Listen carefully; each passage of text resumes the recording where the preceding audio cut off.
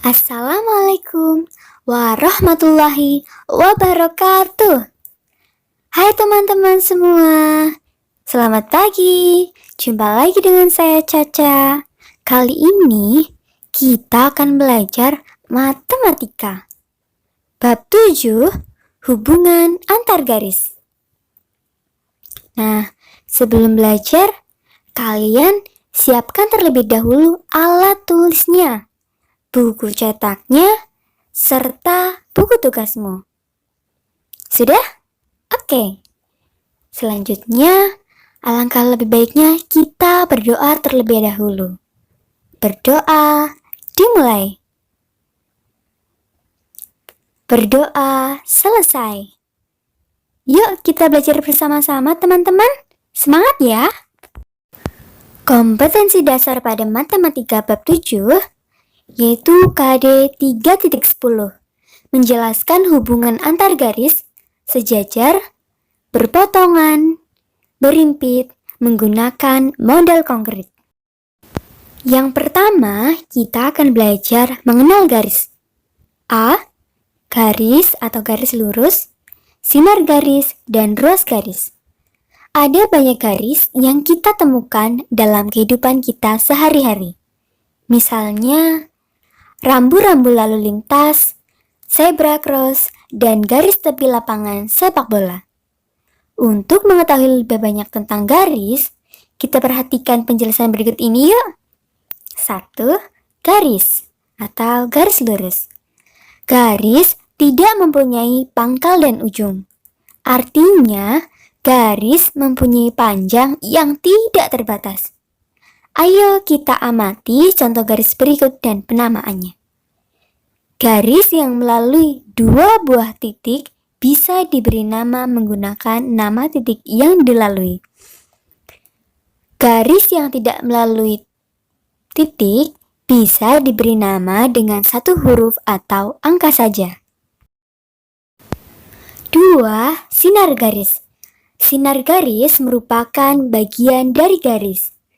Sinar garis tidak berujung dan panjangnya tidak terbatas. Agar lebih jelas, kita perhatikan gambar sinar garis berikut. Sinar garis ini mempunyai pangkal di titik A dan terus berlanjut ke satu arah yang tidak berujung melalui titik B. 3. Ruas garis. Ruas garis merupakan bagian dari garis. Ruas garis juga disebut segmen garis.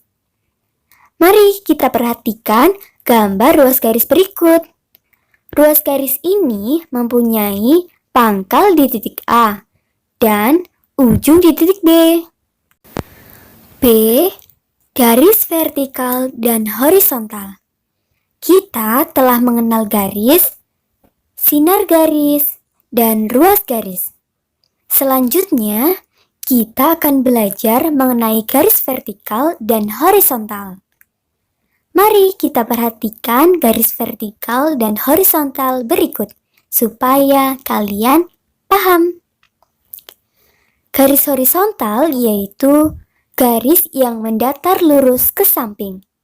Sementara itu, garis vertikal yaitu garis lurus dari bawah ke atas atau sebaliknya. Garis vertikal dan horizontal yang saling tegak lurus membentuk sudut 90 derajat. Contoh garis vertikal dan horizontal dapat diamati di sekitar kita. Misalnya, permukaan tanah dan tiang bendera. Permukaan tanah membentuk garis horizontal karena mendatar lurus ke samping. Sebaliknya, tiang bendera membentuk garis vertikal karena menjulang lurus dari bawah ke atas.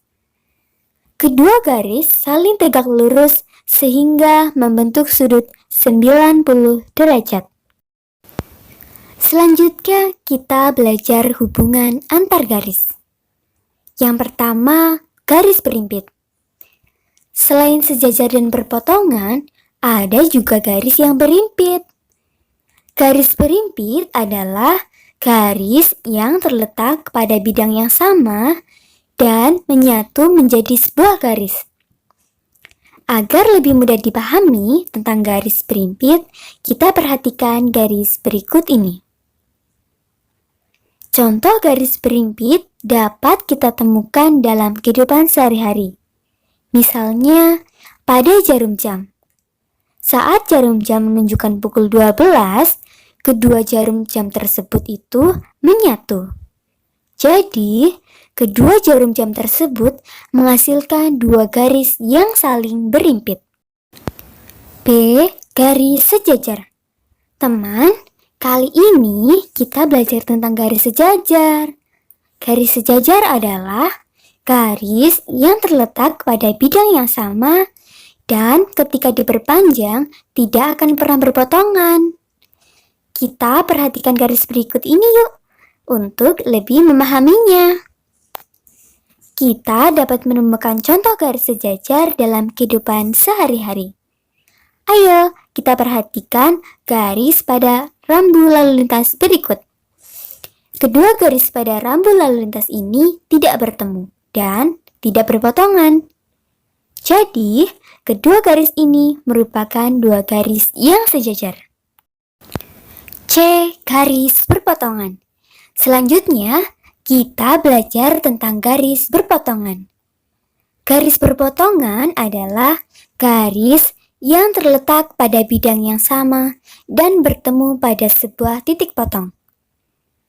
Mari kita perhatikan contoh garis berpotongan berikut ini agar kalian semakin paham. Contoh garis berpotongan juga sering kita temukan dalam kehidupan sehari-hari. Kita amati kaki meja pada gambar berikut ini. Kedua kaki meja ini bertemu pada sebuah titik potong, sehingga kedua kaki meja ini menghasilkan dua garis yang saling berpotongan. Garis berpotongan dibedakan menjadi dua jenis, yaitu garis berpotongan tegak lurus dan tidak tegak lurus. Masing-masing garis tersebut mempunyai ciri-ciri tertentu. Untuk mengetahui ciri-cirinya, kita perhatikan penjelasan berikut ini. 1. Garis berpotongan tegak lurus. Garis berpotongan tegak lurus adalah dua garis yang berpotongan dan menghasilkan sudut yang sama besar, yaitu 90 derajat. Ayo, kita perhatikan garis berikut agar lebih jelas lagi ya teman-teman. Kita perhatikan juga besar sudut yang terbentuk dari perpotongan kedua garis berikut. Garis AB dan garis CD berpotongan tegak lurus di titik O. Jika kita amati, perpotongan kedua garis tersebut menghasilkan 4 buah sudut. Keempat sudut tersebut mempunyai besar yang sama, yaitu 90 derajat. 2. Garis berpotongan tidak tegak lurus. Garis berpotongan tidak tegak lurus adalah dua garis yang berpotongan dan menghasilkan dua pasang sudut yang besarnya sama. Agar semakin jelas, kita perhatikan garis berikut. Lalu, kita perhatikan sudut yang terbentuk dari perpotongan kedua garis. Garis KL dan garis MN berpotongan tidak tegak lurus di titik O.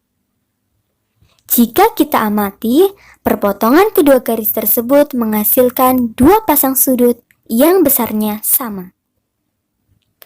Sudut KOM sama besar dengan sudut NOL, yaitu 40 derajat.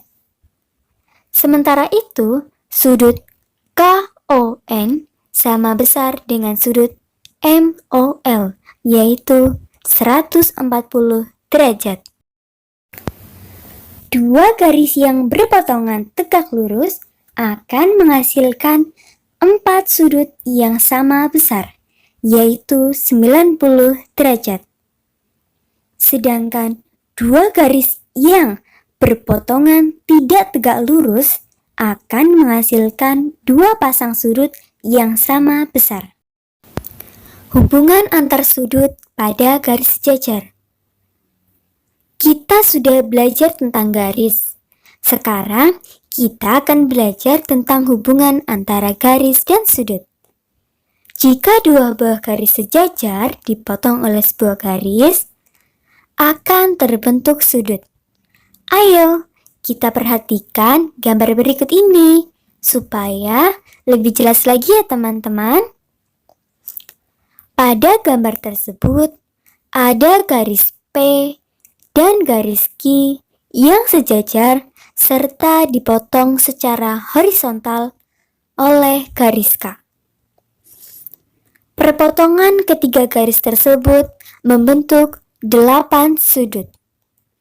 Dari ke-8 sudut tersebut, kita dapat menentukan jenis sudutnya. Ada sudut yang sehadap dan ada sudut yang bertolak belakang. B. Jenis sudut berdasarkan posisinya. 1. Sudut sehadap. Mari kita perhatikan posisi dan besar sudut yang terbentuk dari garis P, Q, dan K. Kita dapat menentukan keseluruhan pasangan sudut sehadap yang ditemukan dari perpotongan garis tersebut. Sudut-sudut yang sehadap selalu menghadap ke arah yang sama. Kita juga bisa mengetahui besar pasangan sudut sehadap. Sudut 1 sehadap dengan sudut 5. Sudut 2 sehadap dengan sudut 6. Sudut 3 sehadap dengan sudut 7. Sudut 4 sehadap dengan sudut 8. 2.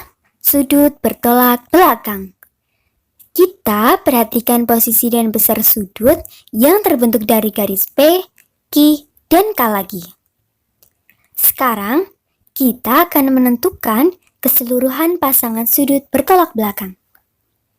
Sudut-sudut yang bertolak belakang selalu menghadap ke arah yang berlawanan. Kita tentukan juga besar pasangan sudut yang bertolak belakang. Sudut 1 bertolak belakang dengan sudut 3. Sudut 2 bertolak belakang dengan sudut 4. Sudut 5 bertolak belakang dengan sudut 7. Sudut 6 bertolak belakang dengan sudut 8. Semua besar sudutnya sama besar. Alhamdulillahirrabbilalamin. Hari ini kita telah belajar tentang bab 7, hubungan antar garis. Terima kasih teman-teman telah belajar bersama Caca. Semoga apa yang kita belajar hari ini dapat bermanfaat untuk kita semua. Sampai jumpa di pembelajaran berikutnya. Kerjakan tugasmu segera ya, dan kumpulkan pada gurumu hari ini. Wassalamualaikum warahmatullahi wabarakatuh.